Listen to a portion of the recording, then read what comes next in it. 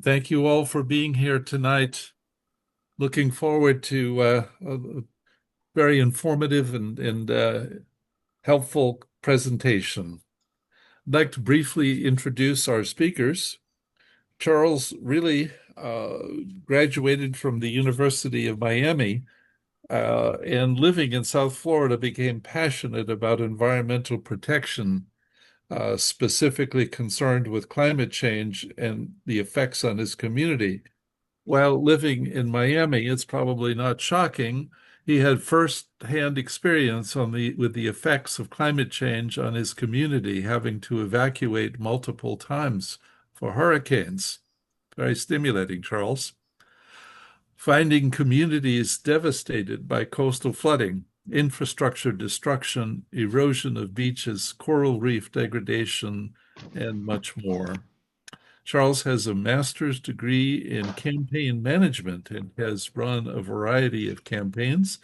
Uh, his favorite career experiences with campaigns was in New York City, where he coordinated the New York City's Department of Sanitation curbside composting education program in Queens.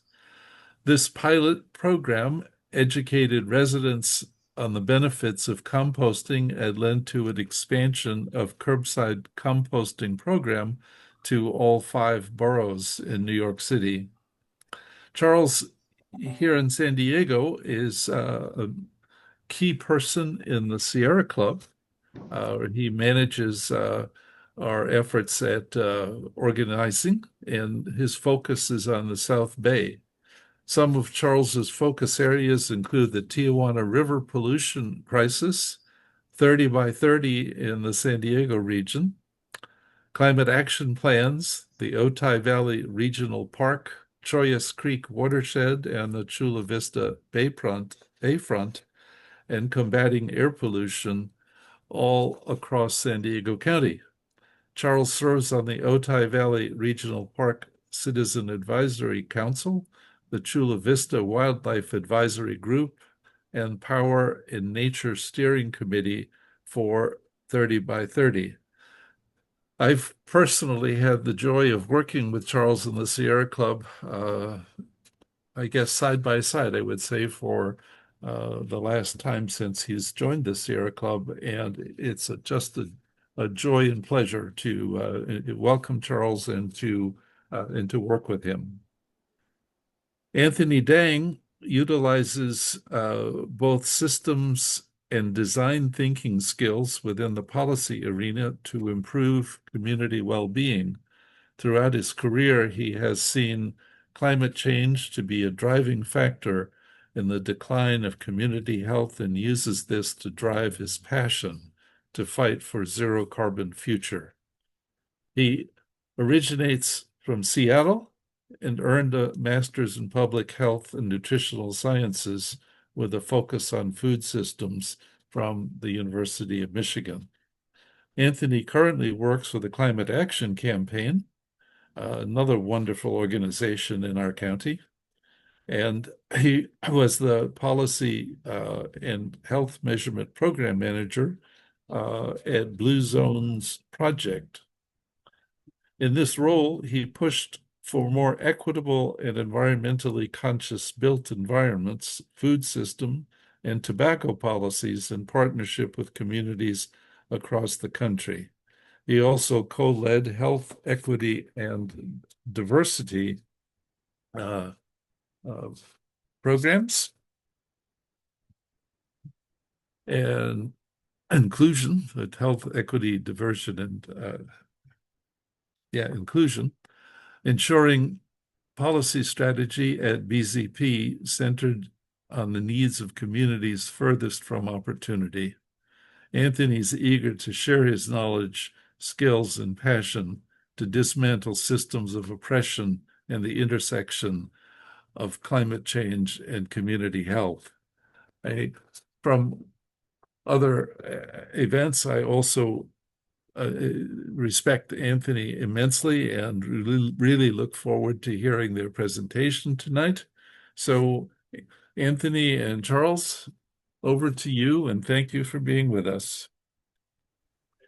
Well, thank you, Joe, for that great introduction. And hello, everyone. Let me know if you were able to see the slideshow okay. I think you can. Perfect. So as Joe said, my name is Charles Rilli, and I am the Conservation Program Manager with the San Diego chapter of the Sierra Club. Anthony, do you want to come off mute real quick and introduce yourself? Yeah, hey everyone, my name's Anthony Dang. I'm the Policy Community Outreach Manager at Climate Action Campaign. Perfect. Well, thank you all for being here tonight. Anthony and I have both been working in collaboration between our two organizations for probably the past year and a half, on many different issues, including air pollution in San Diego County, which is what we're going to be focusing here on tonight. So, the way I got involved with the air pollution work here in San Diego County was through the Sierra Club's Clean Transportation for All campaign. This campaign's goal is to end deadly transportation pollution and address the climate crisis through zero emission solutions for medium and heavy duty trucks and buses, electrifying equipment at warehouses, rail yards, and ports, and shifting to sustainable ecosystems and regenerative land use policy for active mobility options, robust public transportation, and getting people outdoors for all. As you all know, here in San Diego County, we really do not have a robust transportation policy or system. So that's something that we have been actively trying to work on in many different realms with SANDAG, with the Air Pollution Control District, and through our local municipalities.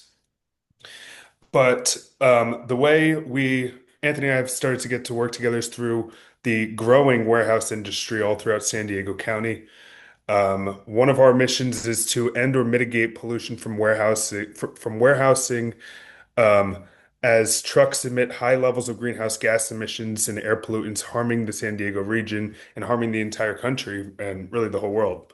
But as warehouse growth continues to grow with online shopping growth and dependence on foreign goods rising, it's critical that we come in now and start to regulate the growing warehouse industry and really start to try and regulate some of those trucks that are coming to and from all of our warehouses here in San Diego County, which are emitting large amounts of air pollution into our air.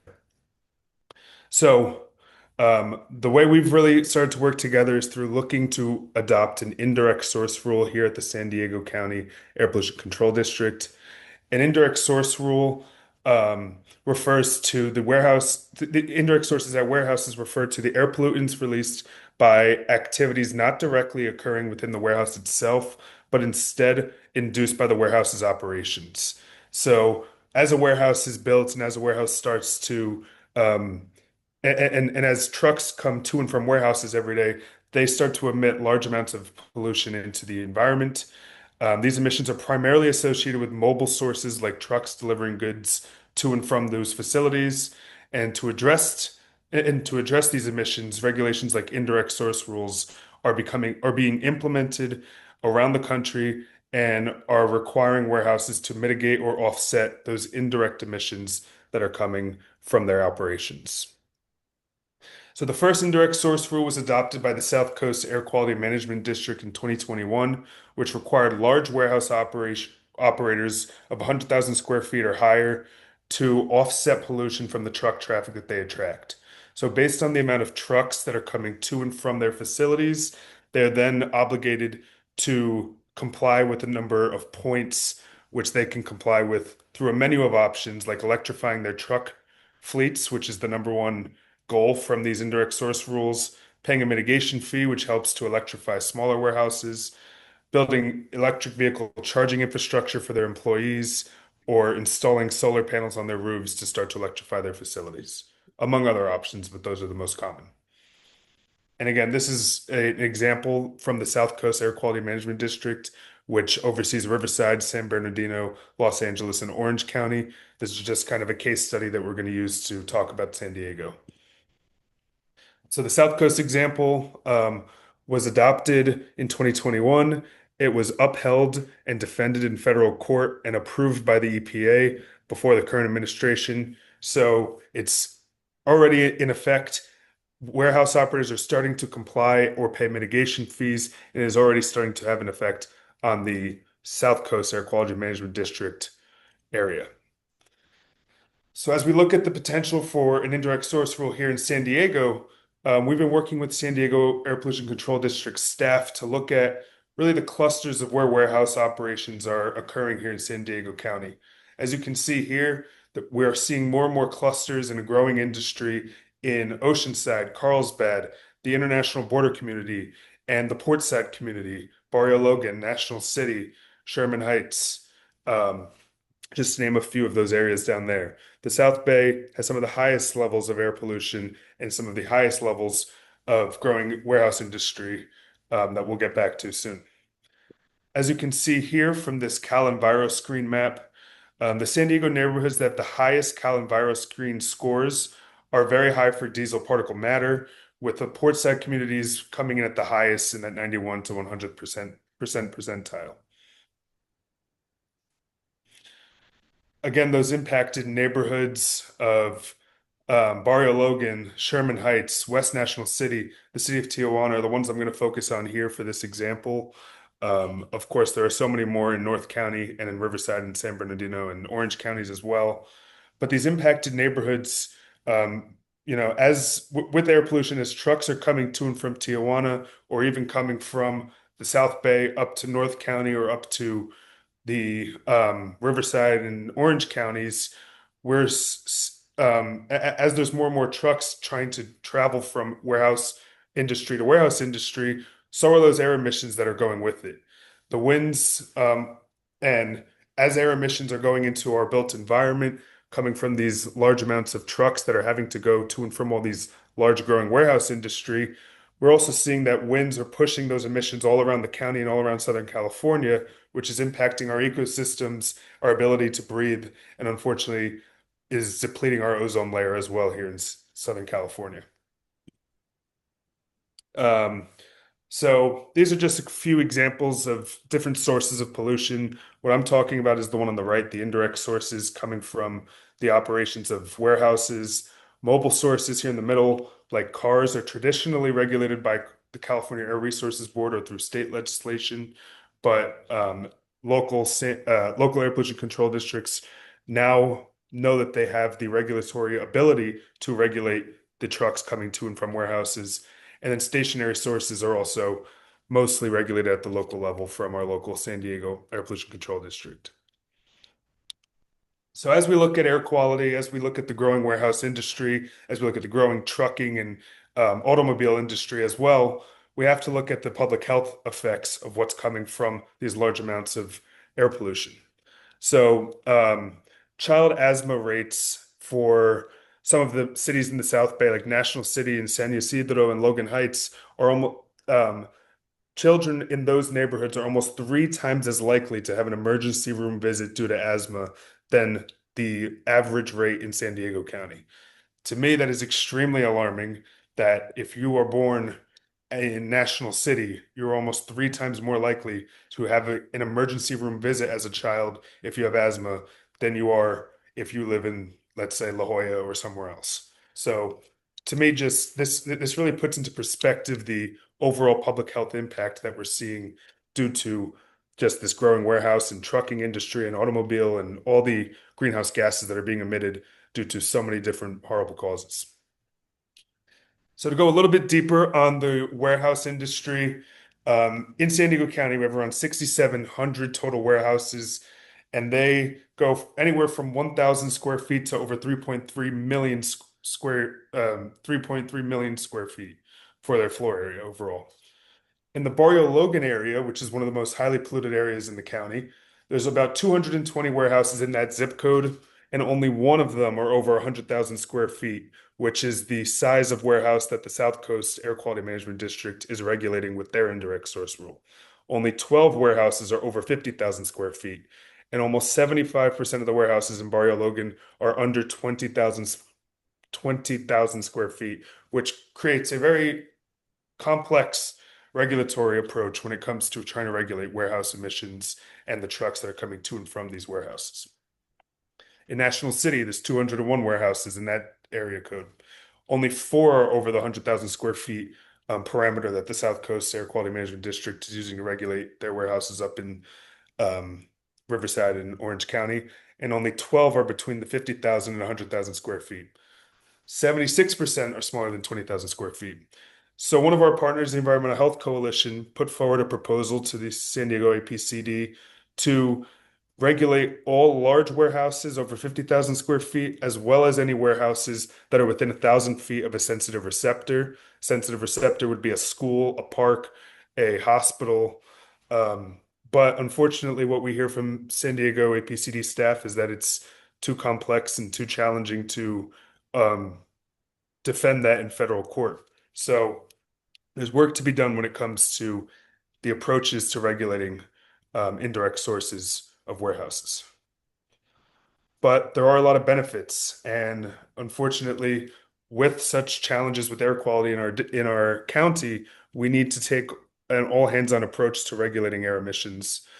Some of the benefits would include regulatory certainty for regulating emissions, potential regional benefits from reducing ozone precursors and particle matter, um, also just the desire for residents that residents that live in a lot of these warehouse communities have to immediately reduce emissions. Both the Portside community and the International Border community were chosen as AB 617 communities from the California Air Resources Board. What that means is that they were selected as having some of the worst air pollution in the state, and they are working with the California Air Resources Board to develop community emission reduction standards to try and lower air emissions in their communities. But that was chosen over 5 years ago, and we're still not seeing the positive impact that we need to keep our residents safe. So as we talk about air quality issues, we also have to talk about ozone depletion in San Diego County. San Diego, this article was quoted on April 28th of this year. San Diego remains in the top 10 for worst ozone pollution in the United States. The American Lung Association ranks San Diego as eighth most polluted region in America by ozone and 18th most polluted by short-term particle pollution. And another stunning stat is that Hispanic people are almost 3 times more likely to live somewhere with failing grades in all 3 categories. So as we talk about ozone depletion, we also need to talk about the connection to smog. Ozone and precursor emissions are typically transported to San Diego in a number of ways, one of them being from the South Coast Air Basin, which is the Riverside and Orange County and San Bernardino counties, during relatively mild Santa Ana weather conditions. So if you remember, in January, we had the Santa Ana wind fires that occurred in Los Angeles, which were devastating. But as we have these trucks, like I was saying earlier, that are coming from Tijuana to San Diego or San Diego up to Riverside County, these Santa Ana weather conditions can blow the air emissions from some of the most polluted areas, like up in Riverside County, transport the emissions west into the ocean, and then the sea breeze brings those emissions back onshore, and many times is affecting parts of San Diego County that may not have as much air pollution as other parts of the county or as other parts of the state. And this is sourced from the San Diego Air Pollution Control District.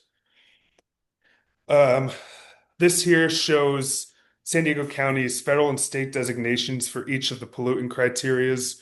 We are in non-attainment for ozone at both the federal and state level. We're in non-attainment for particle matter. And that is just two of the pollutants that are continuing to show the amount of air pollution that San Diego County is facing.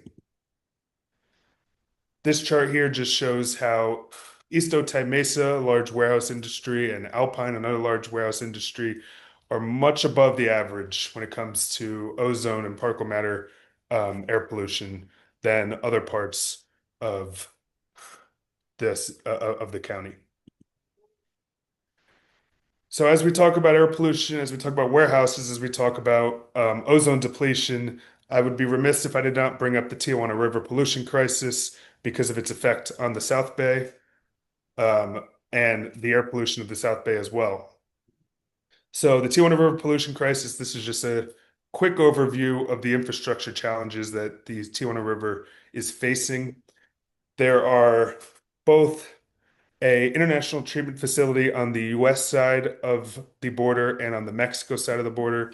There's the San Antonio de los Buenos International Water Treatment Facility, as well as the South Bay International Water Treatment Facility.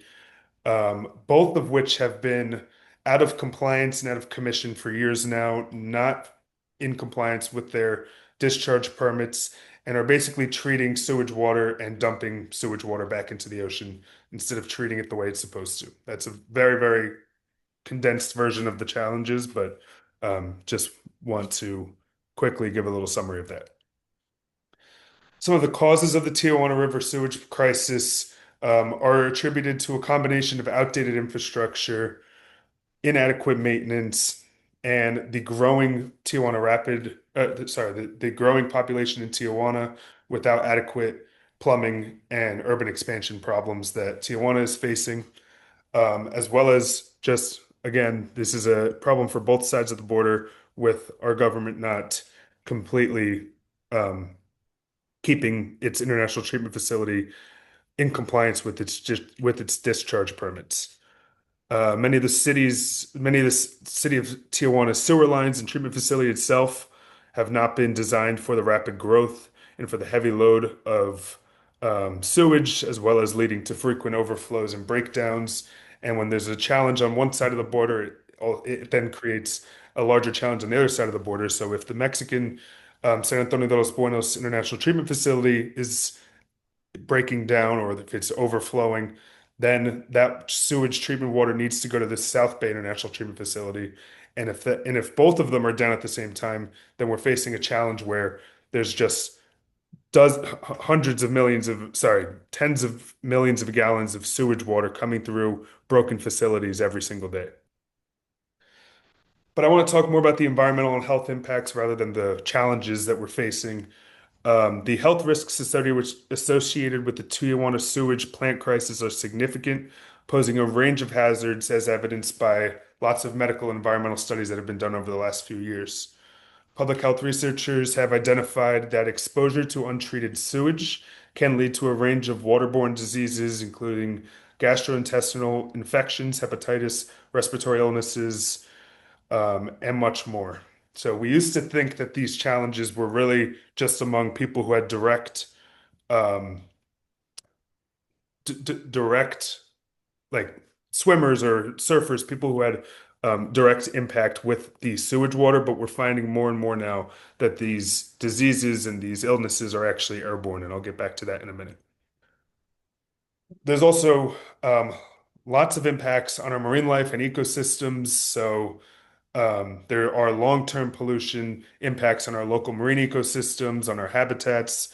Scientific research indicates that untreated sewage introduces high levels of nutrients, bacteria, and toxins into our marine environments, which can lead to algal blooms that deplete the oxygen into the water and cause massive die-offs of fish and other marine organisms, further depleting our ecosystems and having a real cycle effect. Additionally, pollutants like heavy metals and chemicals have been found in sewage and can accumulate in the issues of marine mammals, leading to long-term health problems and affecting the reproductive success of species. We're also finding lots of threatened bird species in the Tijuana River estuary. These disruptions not only harm individual species, but also destabilize our food webs and degrade the overall health of the reefs, seagrass beds, and other critical habitats as well. I'm not going to go through this too much because I already kind of did, but again, aging and crumbling infrastructure on both sides of the border. But we do have some good news that I will share. The San Antonio de los Buenos um, wastewater treatment facility was recently completed with upgrades, and it should be able to treat up to 18 million gallons of sewage water a day. That's not enough to solve the problem, but that is a huge upgrade to where we were one or 2 years ago. The South Bay Water Treatment Facility on the U.S. side of the border was recently allocated up to $600 million for upgrades.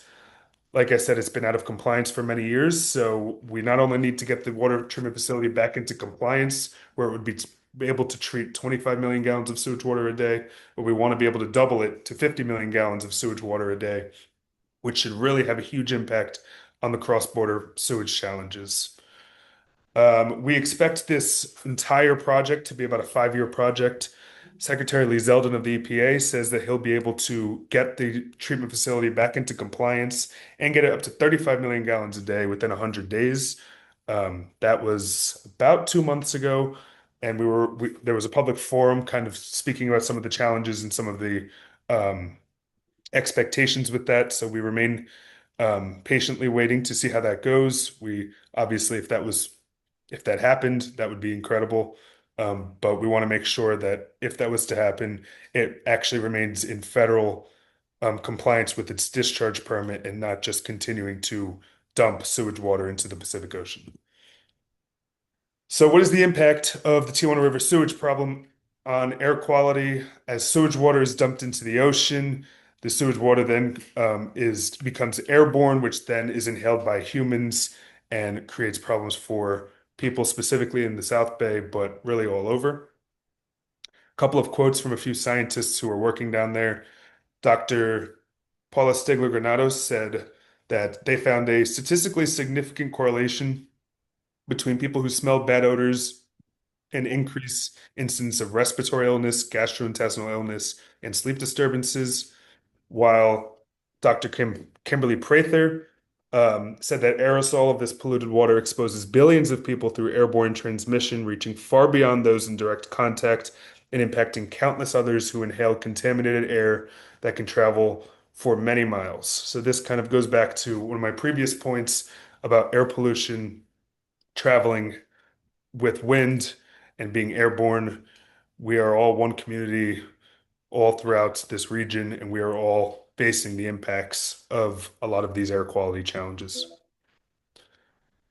I just want to highlight a couple of the federal efforts that have been underway. Our congressional delegation, like I said, helped to get $600 million allocated for the South Bay International Water Treatment Facility.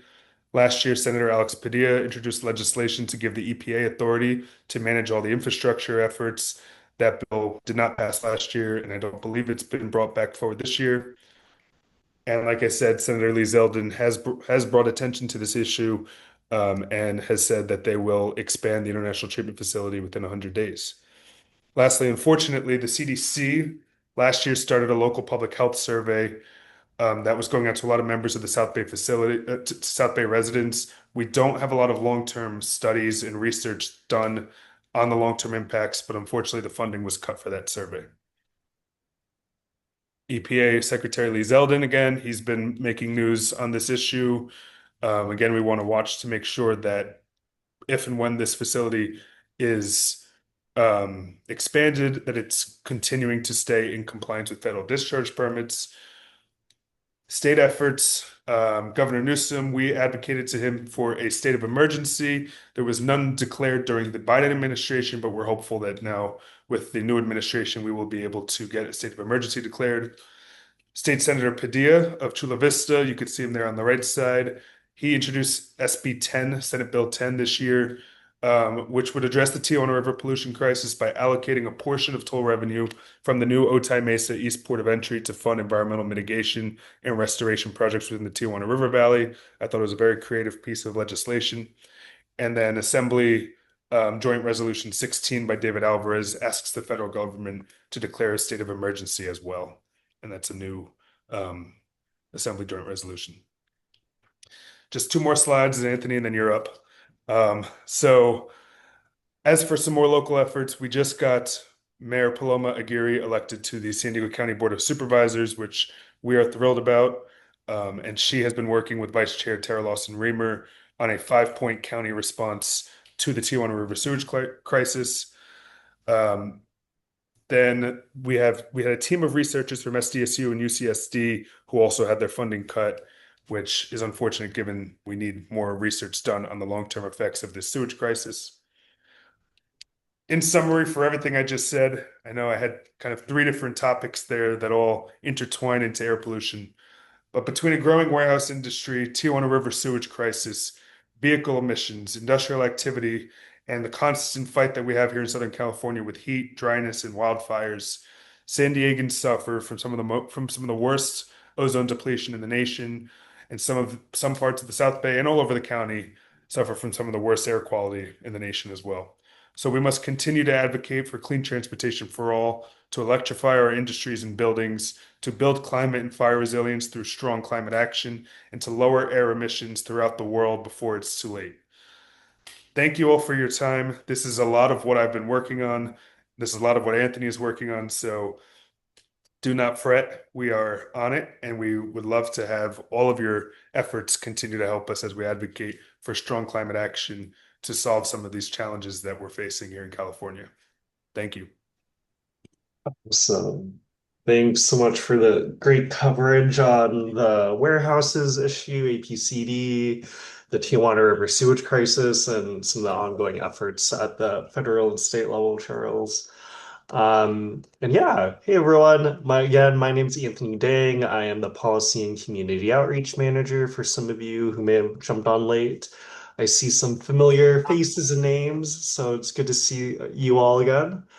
But yeah, um, I will be talking a little bit about Climate Action Campaign, who we are, our current policy agenda, and I'll be sharing a few of our current calls to actions that are active at the moment. Next slide. Yeah, we can start with our policy agenda. A lot of this is directly related to clean air, and some of it is more tangential, but it's all kind of interrelated at the end of the day. Our first big priority campaign is Switch on Success, Clean Airs for School. I'll share more about this at the end, so I'll skip this one for now, but it's essentially passing resolutions or policies at school districts to have them commit to decarbonizing their buildings, so removing fossil fuel appliances from schools because they have really negative impacts on air quality and health, and youth are sensitive to these chemicals that come from fossil fuels. And so that's why we are focusing on that, advanced clean air and healthy homes. So that is just kind of uncapturing our work at the Air Pollution Control District that Charles just described. And we also have an Orange County team, actually, and they also work at the air district in up north, the South Coast Air Quality Management District. So we have two teams, one in San Diego, one in Orange County, and we're both working at the two different air districts. Strengthen Orange County Power Authority. So that organization is essentially the San Diego Community Power Clean Energy Alliance for our region. Um, they have that in Orange County, and we're trying to get more cities to sign on and be a part of the power authority over there to utilize clean energy instead of fossil fuels for their energy at home. Build community resilience. So for our San Diego team, what we mean by this is how do we adapt to climate change and everything happening right now? One of our big things we're focusing on is stormwater infrastructure. You all probably remember the floods that happened in Southeast San Diego like a year and a half ago at this point, that were just absolutely devastating. The community still has not recovered yet. And the city of San Diego has been not the best about appropriating money towards fixing the solution. So this is something we're continually advocating for at the city of San Diego budget hearings. And we also have some other kind of resilience projects such as trees, food systems, and that we're also plugged into. Expand and protect clean energy. So what we mean by this is battery storage. When we generate clean energy from windmills, solar, etc., we need a place to store it. We want to store it locally so that it can be tapped on when there's like a blackout or something like that. And so having more battery storage is really important because we need to be storing the clean energy we develop. Um, Somewhere, and some cities push back on this because a battery storage facility is sometimes unsightly to have in the neighborhood, some might say. But they're constantly evolving the technology to make them safer, less big, and more manageable to be near communities. But we also obviously want to make sure they're not too close to homes or schools or anything like that as well. Free electric appliances for homes. That's something our Orange County team is really doing. They've passed some programs to get some people electric appliances for free to replace their gas appliances when they die out, and build a people-powered movement. So that's just kind of managing and being a part of coalitions. One thing that's not in here and is going to be kind of the topic for the next slides I show is utility justice. So, as a lot of you know, our region has some of the highest utility rates in the continental US. We have the highest utility rates in the continental US, in fact. And that's because SDG&E is profiting hand over fist off of our rates that they are charging us. So they actually profit about $1 billion annually, which is a ton of money compared to other for-profit utility companies. They make 50% of that. So SDG&E has like a 20% profit margin, while almost every single other utility company that's for profit has about 10%. So for whatever reason, SDG&E is getting away with this. And we are paying the price for it in our energy bills. And we really think that is highly inequitable and unfair. And we just think they need to be held accountable for this. Um, and so that is kind of what my next few slides are going to be about. You can hit the next slide, Charles. Thank you. And so I'll be talking about some of our state advocacy that we're doing. Um, So this is kind of the first year we're getting in the state. I think we were more plugged into state advocacy a few years back, and now we're kind of revamping because the political environment is kind of ever evolving, and we want to be kind of really smart about where we focus our energy to get the most bang for our buck. Our policy team is truly for people, and so yeah, we have to be just really, really mindful about where we put our capacity. And so this year we are finding more and more that the state is a good place to fight for um, some of our fights that we're doing, just the climate crisis in general. And utility rates and holding SDG accountable is totally a part of this.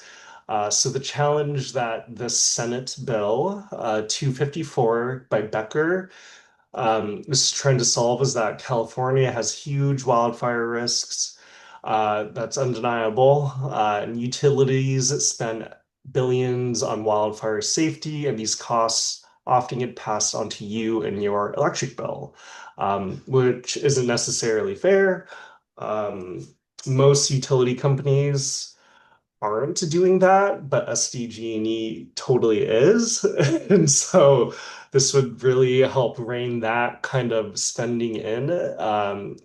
They should really be footing the bill and not us for the wildfire mitigation.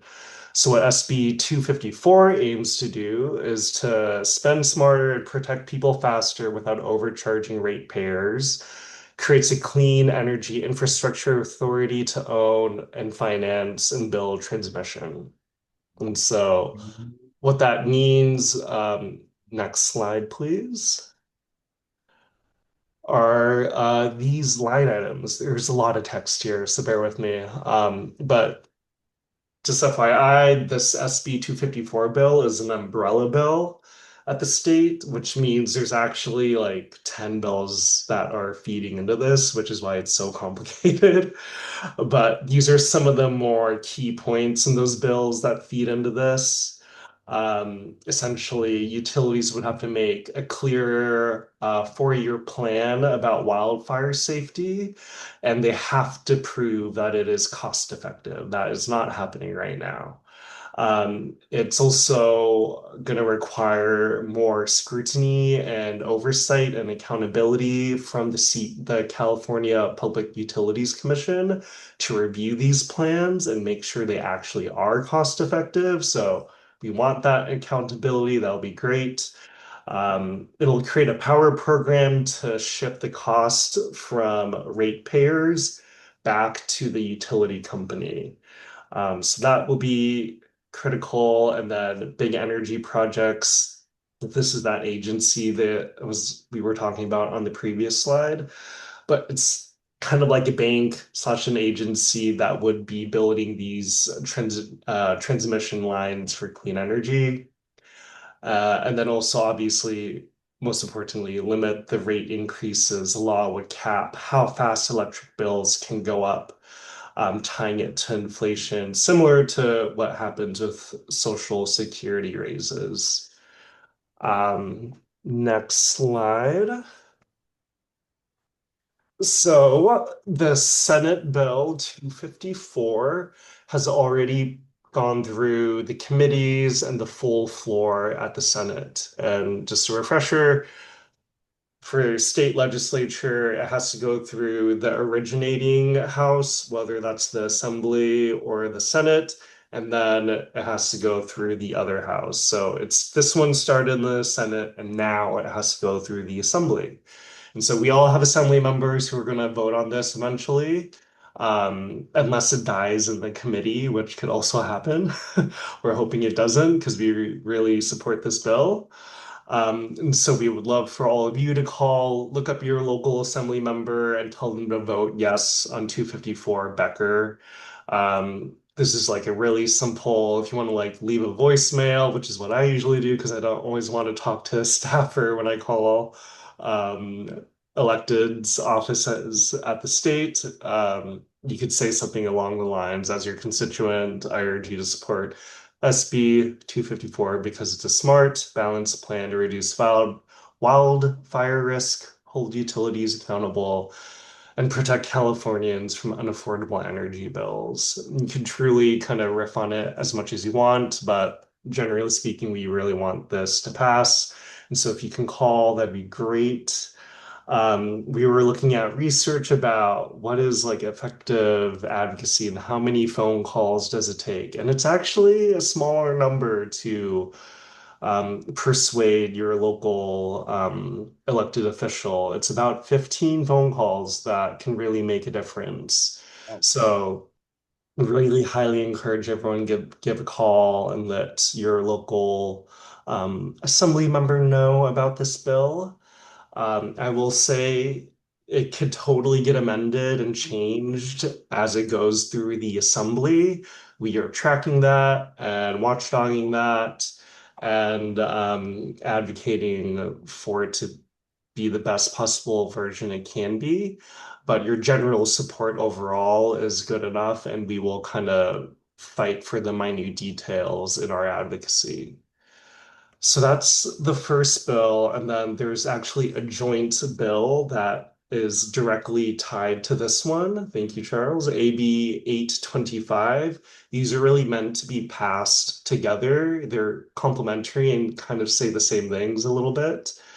So, as you can see, we're addressing the same issue. We want to keep our electricity bills down. When utilities like PG&E, SDG&E put power lines underground to reduce wildfire risk, that cost often, again, ends up on our electric bill. And it's up to 15 billion.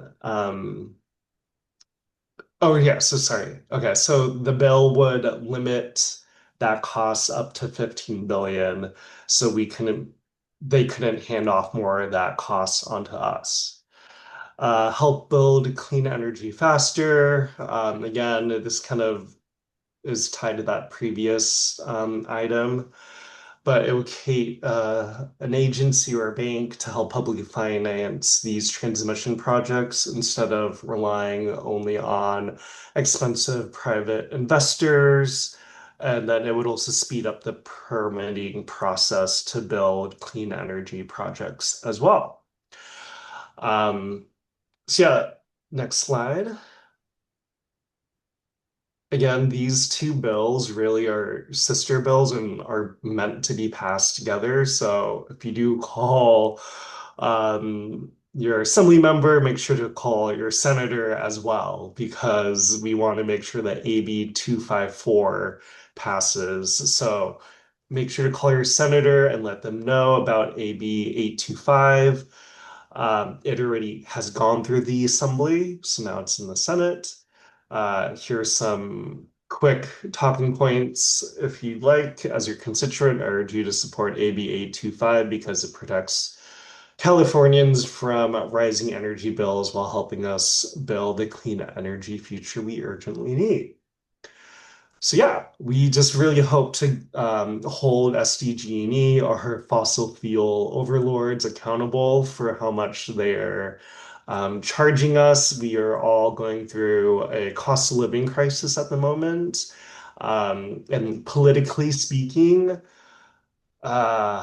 the like it is very hard to pass any energy policies, clean energy policies without first addressing the cost of living crisis because politicians are so scared that like clean energy and fighting climate change is going to cost more money and it's going to hurt constituents. And so we're trying to think creatively about how do we address the cost of living crisis at the same time as addressing the climate crisis. So this is like a perfect example of that. Um, so that's it on our state advocacy, where there are a few other things going on, but these are the two big things. And next, I want to talk about Vista Unified School District. They're going to pass electrification resolution. We've also been calling these clean air resolutions. Um, we've passed these in Carlsbad, Sweetwater. This Carlsbad is where this picture was taken, obviously. Sweetwater and San Diego Unified. And it's essentially either a resolution or a policy to um, commit to decarbonizing your school, like I said earlier, removing fossil fuels. And there's also usually a green careers component so that the youth get to learn about different kind of green jobs that exist out there. And we are very excited. This has been taken like I think over a year of working with Vista Unified School District and their board to get this on the agenda. And we think we have the votes. We're like 99% sure we have the votes. But if you all are able to and want to show up and show your support for an electrification resolution, because youth shouldn't have to live and or go to school in buildings with poor air quality. Um, Please show up and join us and give a public comment in support of this item. It should pass, but you never know what happens. Things always change down to the wire. But in theory, we have the votes, but it doesn't hurt to have more support.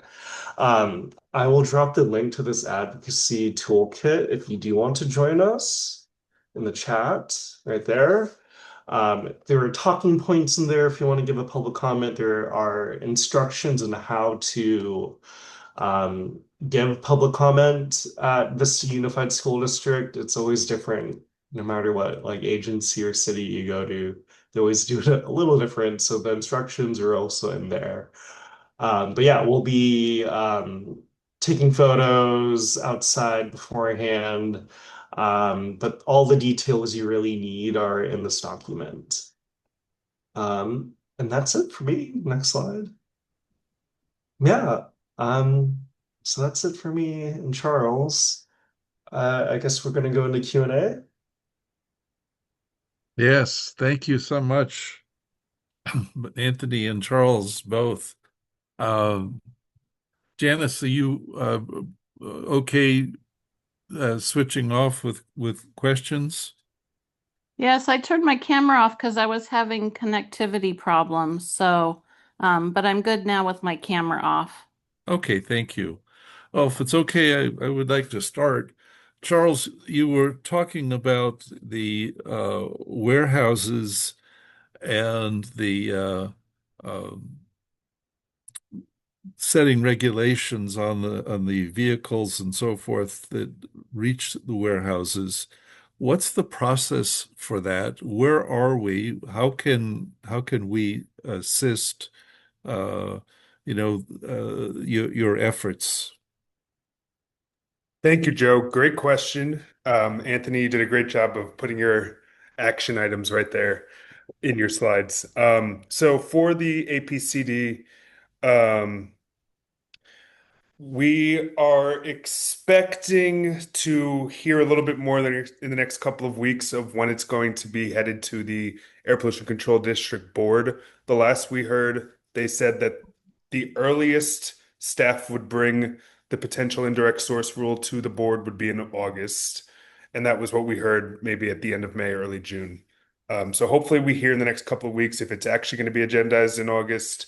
If it's not, we'd expect it early this fall. What Anthony and I are doing right now is we're planning to meet with APCD staff, meet with some of the governing board members, trying to hear out exactly what they're thinking in terms of if an indirect source rule could pass. I mean, what we would need to do advocacy-wise to make sure it does. And then we are also writing up another letter, which we would love to have the North County Climate Change Alliance sign on to when it's done. Hopefully, we'll have that done in the next week or two, where we can then send it out for sign-ons. But I think the two biggest things would be to sign on to the letter and then show up at the APCD board meeting, which potentially would be middle of August. I can get the date in a second, but it's Yeah. normally the second. I'm sure NCCCA will be happy to sign on, but I would like to suggest that we get the talking points together and the date is whenever you can, and we will share that information with the people on the call tonight. You know, Perfect. we have emails for everyone, so we'll send that out so that everybody listening tonight can participate. Hopefully, we'll have enough voices to sway the votes.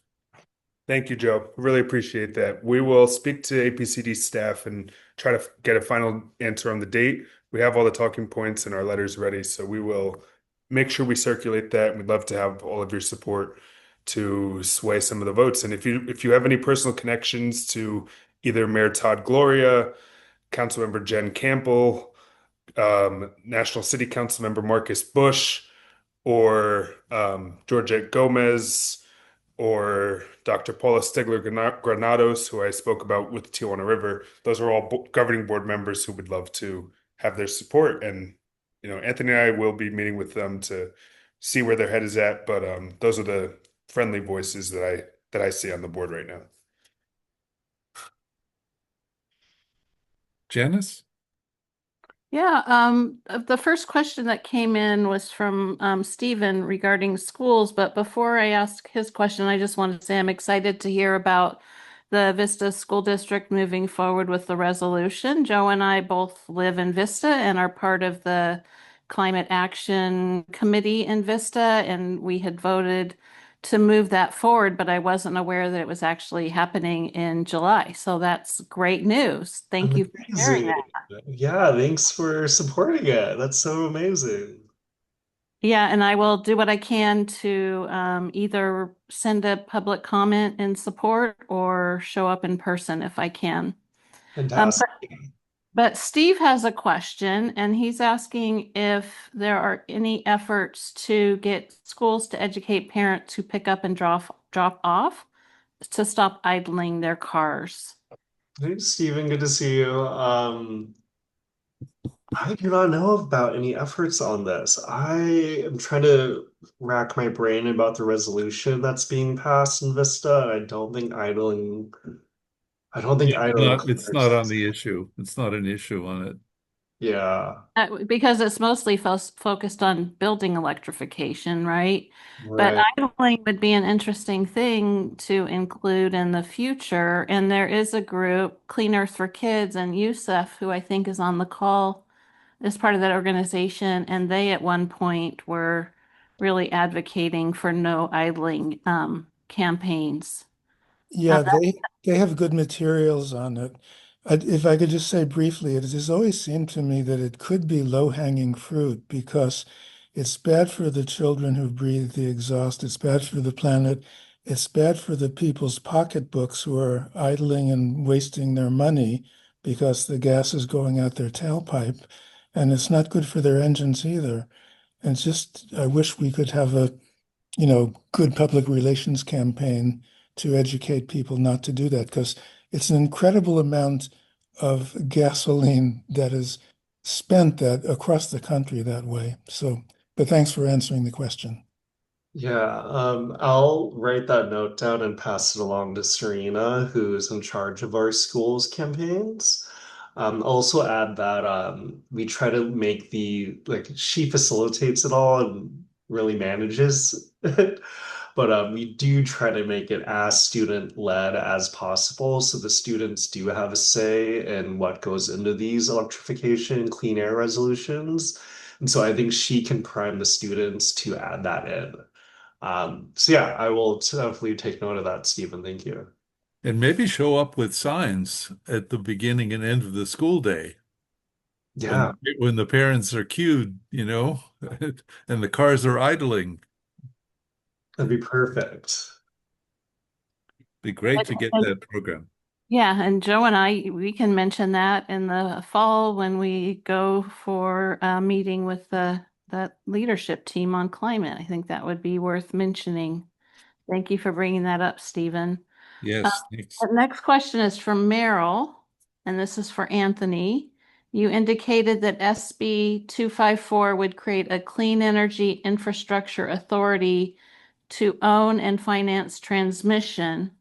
Would this potentially conflict with SDG&E's foray into the transmission provider space as community choice energy entities continue to proliferate?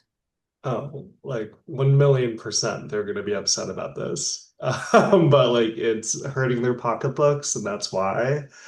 And right now it's just like totally inappropriate how much we're being charged, and so we're totally willing to have this fight with SDG&E. We're willing to have a million fights with SDG&E, really. Put on your gloves. Yeah. Yeah. Charles, if I could turn back to another air quality question, I find myself very disturbed by your statements that children around Barrio Logan are 3 times more likely to end up in the emergency room than children in La Jolla and so forth. Uh, there are clearly environmental justice considerations here. What is happening to change that, and what can we do? I mean, a warehouse rule is one thing, but I'm sure that can't be the full problem, the full source of the problem. What programs do you think we should take on to uh, reduce the disparity? So there's a couple of things, and I can send this over to you after. But in the June Air Pollution Control District meeting, the governing board had a memorandum of understanding to support the Portside's maritime clean air strategy. The Port of San Diego has this clean air strategy to start electrifying the port equipment, and that is one way that can help with these portside communities. Along with that, like I mentioned, the Portside community was chosen as an AB 617 community in 2019 through some state legislation to help with the community emission reduction standards. So they're developing a program to start reducing air emissions in the Portside community, but it's just taking a very long time. So I would recommend two things. One is to support the port's maritime clean air strategy in any way you can, whether that be reaching out to port commissioners, reaching out or making public comments, and then also trying to help support this AB 617 community emission reduction program. I don't have all the details on how on where they are funding wise and how far that they are implementing, but it is something that needs to be expedited because, like I showed with that data, and I mean, there is no time to wait if we're ruining children's health. So I would say that those are two ways to really just try to support those two initiatives that are already ongoing and try to push to expedite those processes. We also just need more funding from the state government I mean, and the federal government, but that's Is probably. is Those are good things. Is there something we're missing? Is there some initiative that if we took it on could really make some other initiative that could really make a big difference? There is, and let me speak with the Environmental Health Coalition for this question. They are the ones who work in this community all the time. I know that they had a lot of their federal grants canceled due to the Trump administration. So I'm sure that they have a lot of different programs that they're doing that could use just volunteer help. A few of these slides were from our partners at EHC, and they unfortunately just due to these changes just aren't able to have the capacity that Anthony and I have right now, but they're still our partners in this clean air fight. So I'll reach out to EHC and let them know that North County Climate Change Alliance wants to try and help in some way and what's the best way to get involved because this is really their communities that they represent and work in every single day. But thank you for the concern, and I know that they will be happy to know that, there's people who are thinking about their communities and listening. Thank you. The next question in the chat asks if you could talk about air quality data collection, who's collecting, and what does it take to monitor locally NOx and PM? And that's from Shaw, if I'm saying that right. If I'm mispronouncing, I apologize. Sorry, which question was it? Can you talk about the air quality data collection? Who's collecting and what does it take to monitor locally? So this is all done through the Air Pollution Control District. Let me drop into the chat. They just released their annual report. APCD is another agency that's severely underfunded, but they do their best to do air quality testing all throughout the county. And they just released their annual report basically 2 days ago. So that's where some of those charts came from, directly from their annual air monitoring, which is great. I'm sorry, did I answer that question? I'm pulling up the. I'll also add on that we were gonna get even more like hyper local air quality monitoring in the San Diego County area via APCD. But because of Trump, the federal administration cut the funding for that program. So that's great. So in terms of like hyper local air monitoring, APCD should be doing it, but they lost the funding. And I know I spoke with them about this recently. They applied for a grant to restart this project. And I haven't heard back about if they won the grant or not, but my ear is to the ground and I can let you all know if I hear anything. I see using AQI, for example, as a monitoring site, big picture data about air quality and particularly bad days in cities around the world. Do we not have an alert system in San Diego that says today is a bad day for, and please, I don't know, whatever, stay indoors or don't go running or whatever it may be? We do. APCD has like it's not super hyper local, but you can see in the link I just dropped kind of air quality levels being monitored for the different communities. I have a related question. I can't think of the name of the monitoring devices, but can't individuals purchase air quality monitors for their properties that are networked together to provide information? Yes, and the APCD did have a program last year that they're trying to restart to help with getting air quality monitors and filtration systems for communities impacted at the because of the Tijuana River crisis. So they do have some programs like that, but again, the funding is just not large enough to really make as large of an impact as is really needed with these issues. And staying on the big picture of this for just a moment, San Diego, as you said, Charles, has the eighth worst ozone in the country, and it's been in the top 10 for the last lots of years, I think. Uh, is there some program or something we could do to address this problem and stop and get ourselves out of the top 10? I think the largest issues are really warehouses and automobiles. So we need to really move away from those two issues. So if we can electrify our warehouses, if we can electrify our cars and trucks, that would be a huge impact on the emissions and on the ozone depletion that we're facing.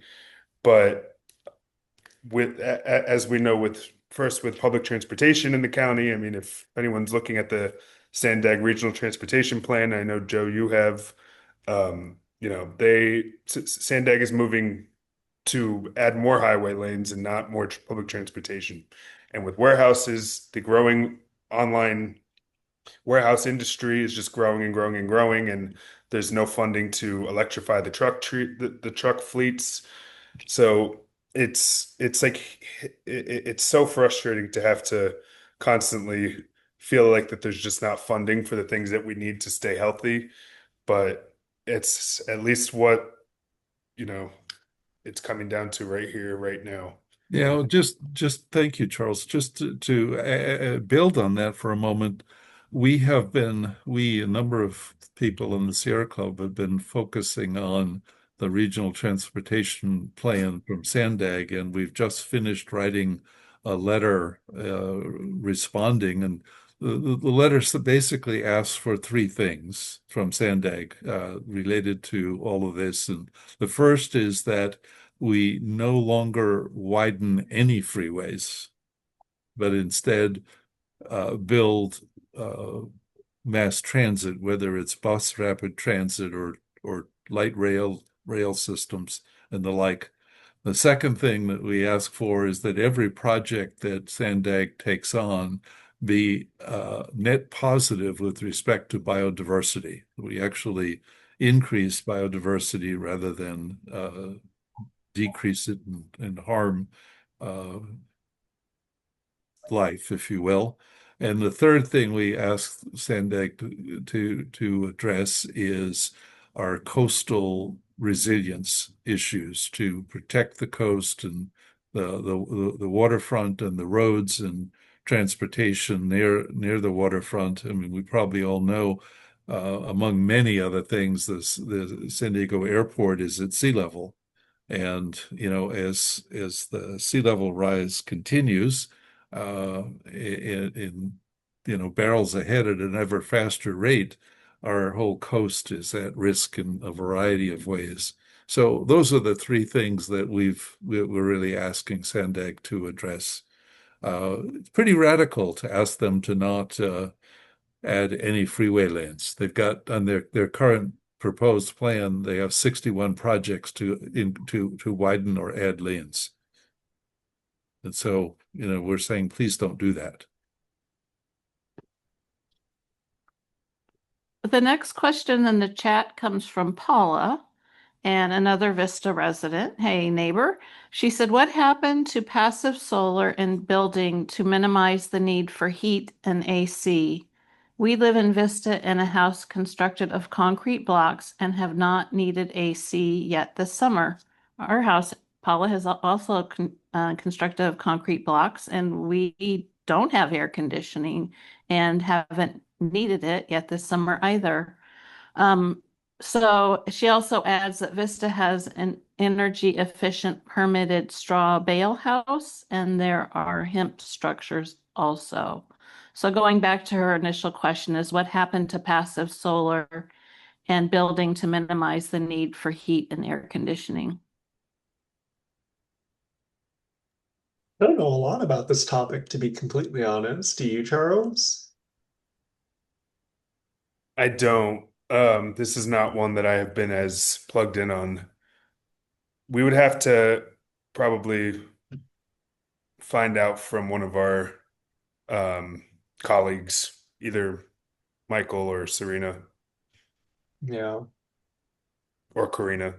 My guess is that it's just cost prohibitive at the end of the day. Title 24, the California energy requirements for new homes is constantly improving, and homes are getting a lot more energy efficient.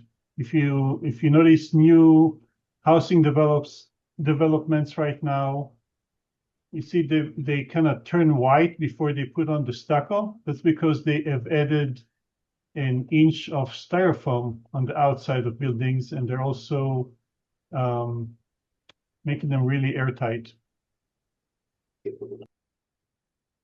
Yeah, there's some wonderful passive house like standards that construction can follow that would make a massive difference in this area. Uh, Sort of a summary question for both of you. Maybe you've already said it, but oh, before I do that, let me just comment that the Tijuana River is uh, just tragic. It's been going on for a century, and the air quality is impacting people's health now, as you said, Charles, and this has to be a top priority uh, for our region, for our county. It's what we have to emphasize that, I think. But my question is, if we could, if you could pick the three most urgent things for us to do for each of you, uh, just without necessarily elaborating, just can you enumerate them? What are they? Yeah, definitely.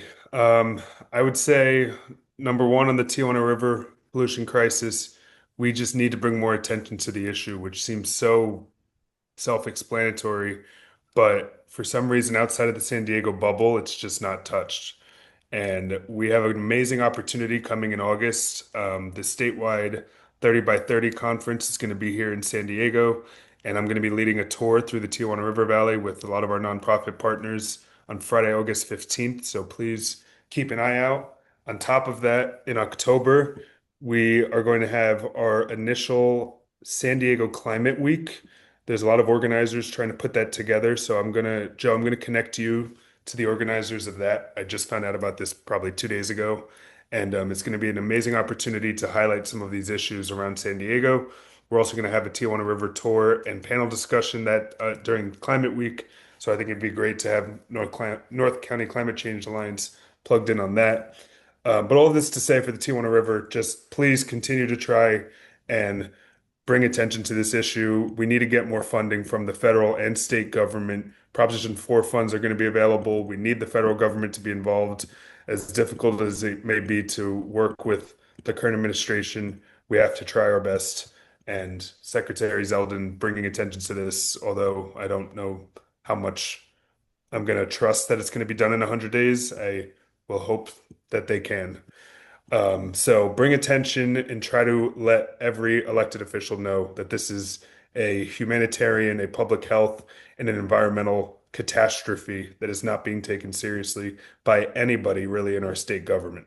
I mean, our local officials are bringing all the attention they can, but the state government, the governor, the president, everybody does not do enough on the issue. So that's number one.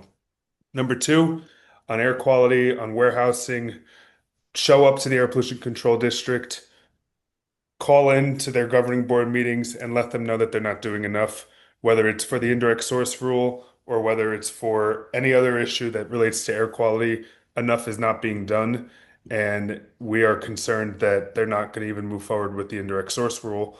So just continue to show up and let them know that they need to do more. They need to do whatever they possibly can from a regulatory approach to lower air emissions in the county and to save people's lives. And save children's health. I mean, what else is their job other than to lower air emissions and make our county more healthy? I don't know. And number three is just to continue engaging, I'd say, with all of us. I mean, Anthony and I We speak all the time. Joe, I speak to you all the time. So it's great to see so many interested people and just keep showing up to these meetings, keep showing up to events, keep showing up to give public comment, and don't let the environmental movement fade away. I have a lot of concerns about the CEQA reform that was just pushed through the state government, and it shows that the environmental movement, in my opinion, has wasn't strong enough this year. So just keep engaging. Don't forget about the issues, and don't forget about your voice, and continue to just engage and let other people and try to grow the movement is what I have to say. So Thank thank you. Anthony? So before we close out, oh, sorry, did you have follow-up on that? Oh my gosh, I echo everything Charles said. He said it so eloquently. Yeah, I just echo all those 3 points. I think one thing I would add is that what we are seeing from our elected officials who hold the power is that they're so focused on the cost of living crisis right now because that is what the public is rising to the top collectively as their biggest concern, rightfully so, because it is crushing us. And so being able to talk about how cost of living crisis and the climate crisis are inextricably related to one another and trying to really nail those points in would be really great anytime you are doing advocacy or talking to anyone. Like electric appliances are typically much more efficient than gas appliances and will pay off in the long run. But that is what's causing a lot of the political stalling right now is because of the cost of living crisis. And so they don't really want to move on climate. So we have to think creatively about how we connect those two dots together. Thank you. Janice, go ahead. No, Charles already answered the question. Stephen wanted to know when Climate Week will take place, and the answer to that is October 1st through 8th. And I saw an email address somewhere. Yep, I just put the head organizer, Meg, her email address in the chat. If any of you are interested in helping to plan an event, please feel free to reach out to her. But Joe, I'll connect you with her via email just so the North County Climate Change Alliance is officially connected with the organizers. Great. But it's going to be sounding amazing. I've only been involved for 2 days now, but something that we desperately need down here. So I'm excited to take part and help in any way I can. Thank you. Yeah. By the way, in September, Governor Newsom has a day coming which he plans to focus on climate in Sacramento. I think it's just one day. I don't remember the date. We should share that. And then next April, Governor Newsom is organizing California Climate Week. For the state, which I think is a new thing. And one of my colleagues from another organization is going to be coordinating the Climate Week events, at least in Sacramento, maybe around the state. If anybody is interested, we can certainly connect them. I'm trying to get some students to participate in doing some kind of project or other. But if you have ideas and thoughts about what we could do with a climate week, I'd be happy to connect you to the folks who are organizing it in Sacramento and the like. Meryl, can you help us with our closing?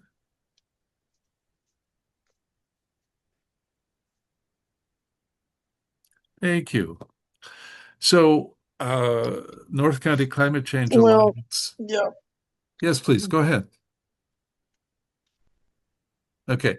North County Climate Change Yeah. Alliance likes to recognize all of our speakers, and we do that by planting a tree in your name and honor in some forest that has burned down in the state, and we get GPS coordinates for it. For the tree, you can go search out your tree. You can even visit your tree. So we'd like to give each of you a tree on behalf of the Alliance for your wonderful presentation and information tonight. And we will be sending you, a certificate in the mail that gives you the details. And we thank you so much for sharing your important work and information, and certainly appreciate what you're doing and would like to support you and in the efforts that we all are engaged in here. So thank you. So Thank much. you so That's so much. sweet and thoughtful. So, so nice. Thank you so much. Really You're most appreciate it. welcome. Thank you for your time, and thank you everybody for coming. The session will be recorded and on our YouTube channel very shortly. And look forward to our next session and to continuing working with both of you. Definitely. Thank you all so much for having us. I'd love to tune in again in the future, and great to meet you all. I'm going to put my email in the chat. Anyone would like to just reach out for anything that we spoke about, please feel free. Yes. Thank you, Anthony guys. Fields will put yours in too, if you don't mind. Yep. Yep. Thank you, everyone. This was wonderful.